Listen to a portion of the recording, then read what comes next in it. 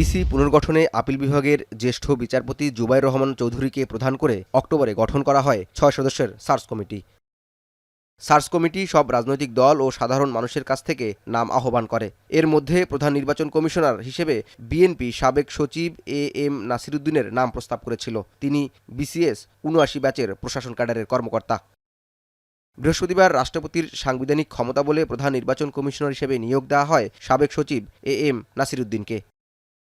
নতুন ইসি নিয়ে প্রজ্ঞাপন জারির পর এ নিয়ে এক প্রতিক্রিয়ায় ডক্টর বদিউল আলম মজুমদার বলেন, অতীতের মতো কোনো কলঙ্কজনক নির্বাচন করবে না নবনির্বাচিত ইসি।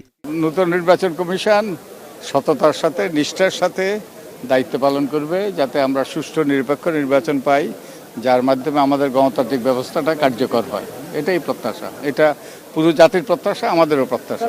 অপরদিকে বিএনপি স্থায়ী কমিটির সদস্য খন্দকার মোশাররফ হোসেন বলেন, নতুন নির্বাচন কমিশনার দ্রুতই জনগণের ভোটের অধিকার ফিরিয়ে দিবে। জনগণের অধিকার প্রতিষ্ঠা করতে হলে সর্বাধিকার দিতে হবে একটি গ্রহণযোগ্য এবং সকল জনগণের অংশগ্রহণে নির্বাচনের, এবং সেই নির্বাচন আমরা প্রত্যাশা করি, জনগণ প্রত্যাশা করে, এবং এই সরকারের দায়িত্ব একটি গ্রহণযোগ্য নির্বাচন এদেশের মানুষের জন্য উপহার দেওয়া, এবং সেটা হলেই একমাত্র আমি মনে করি এই সরকারের সফলতা হবে। জাওয়াদ মাহমুদ, এখন, ঢাকা।